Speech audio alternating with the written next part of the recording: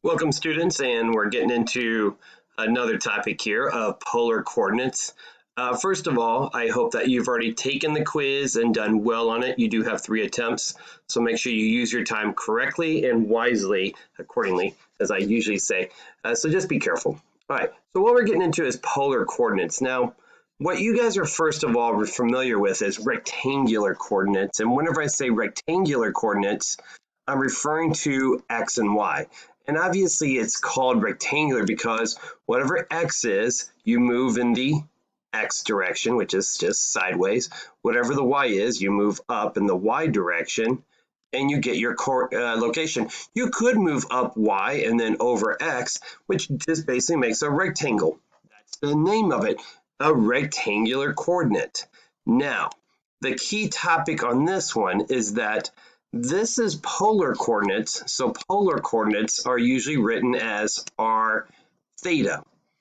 R is just the representation of radius, which is not too surprising, and theta, well, theta can either be degrees or radians. So I would strongly recommend to you, have your unit circle available. I put one here just for our help, and well, I didn't mean to zoom into that. And if I scroll down, this is actually what a typical polar graph looks like. What you're really doing with a polar graph is that basically starting at the origin, this is called the pole axis, polar axis, I should state it, polar axis. And then by how much you need to rotate it up at that location theta, that's the new location. Couple neat things that you should kind of pay attention to. When you look at the first circle, that's a radius of 1. When you look at the second circle, radius of 2, radius of 3. I know my circles are wonderful there. So just be aware that you're looking at the rays of circles there. So looking at the first one, 245. Well, first of all, I just want to highlight this one. Now, it's not the answer, but something I want you to notice here. Here's the first circle, here's the second circle. So as you can see, the dot's on the second circle there. What I'm looking for, one is in the first quadrant because of 45 degrees. There's my selection, and there's my answer. Now, it does get a little bit more involved once you get into negatives. So let me find a negative answer here. All right, so looking at the negative, what you need to think about on this, -4, 5 pi over 4. Well, first of all, where is 5 pi over 4? What you should be familiar with, again, when you're thinking of the unit circle here, it goes 1/4, 2/4, 3/4, 4/4, 5/4. So 5/4, 5 pi over 4, will be in the third quadrant. Now, this is where it gets kind of tricky, so just be careful.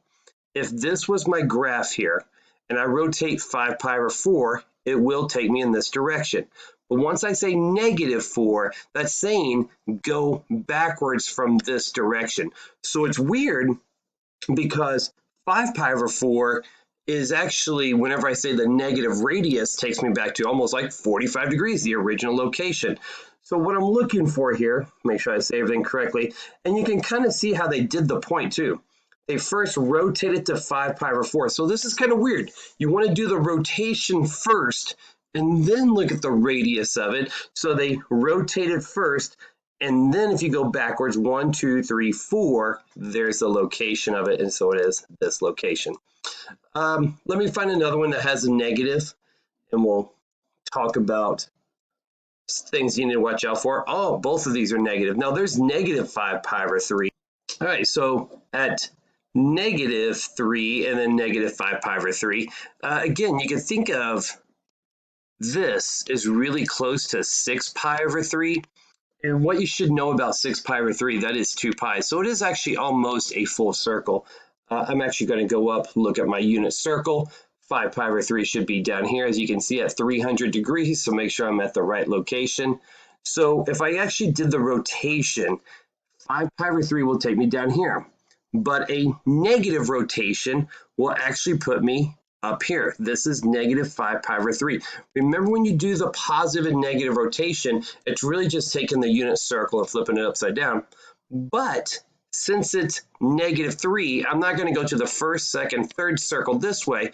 I'm going to go backwards in that direction. So I'm actually going to end up in quadrant number 3. Make sure I have the right one here. So let me kind of go through this again, the rotation. First, it rotates to 5 pi over 3. Negative 5 pi over 3 would be a negative rotation, so it actually rotated backwards up here. It would be up here in this region. And then it goes backwards by negative 3, so 1, 2, 3, and then there's my location. That's what I'm trying to come up with. Let me look at one more, and then I'll probably let you guys finish up the rest here. I do have one more problem at the very end I want to look at as well. What is this? 315, that's an easy one. I'm going to let you guys, I'm sorry, 315. 3, 5.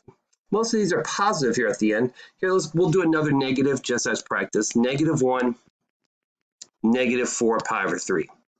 First of all, positive 4 pi over 3 would be down here in this region, but I don't want to do a positive rotation. I want to do a negative. So if you flip it upside down, negative 4 pi over 3 would be up here. This is always pointing in the positive direction. So we're assuming that this is like the positive axis. It's almost like taking the axis and rotating it around to that location. And I want to go negative 1. So since I want to go negative 1, I want to go backwards from that the direction is pointing in. Let me see, that will be in quadrant 4. Let me just check this. So yes, it is in quadrant 4, as you can see there. Check my answer. There's my solution. Now, there is a couple problems at the end here where they're going to give you a value, 3,170. Let me leave some space here. And so it's a radius of 3 with a rotation of 170. Now, they want you to select A, B, C, D.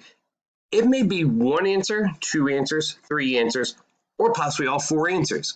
So they want to find all 3 answers that actually end up in the same location as 3,170. Well, 170 is right there. It's almost 180 degrees and it's on the third angle. That's not too surprising. So let's look at part A. Negative 3, 350. Well, first of all, it's important to identify the reference angle. If you remember the reference angles, how much it goes to the x-axis. So when you graph this, 350 is somewhere over here. And again, the reference angle is 10 degrees. It does say negative 3 radius, so it does go backwards and it does end up in that same location. Again, this is a point where having a graph paper might actually be more beneficial as well. Part B, negative 3, wow, that's a 3, 190. All right, let's take a look at that. 190 is actually in the third quadrant. It does have a reference angle of 10, but when it says negative 3, it's going to go back into quadrant 1, so B is not an option. We're going to skip that one. C, negative 3, negative 10. So negative 10 degrees will actually just rotate down. It's going to be at 10 degrees just into the fourth quadrant. It does say negative 3 is the angle, so if I go backwards negative 3, it will be back in the second quadrant, just like I'm trying to get back into the second quadrant. And then finally the last one here, part D, 3, negative 190.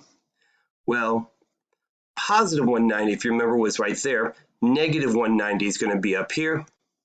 Going backwards in that backwards rotation, it does have a reference angle of 10 degrees. If you count out 3, again, it gets us into the right location.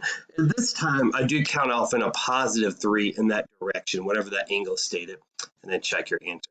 So do notice you will have like multiple answers that you have to answer to. So, all right, well, good luck on your homework. Make sure you finish up your quiz, and I'm glad you're staying healthy and doing your homework. Have a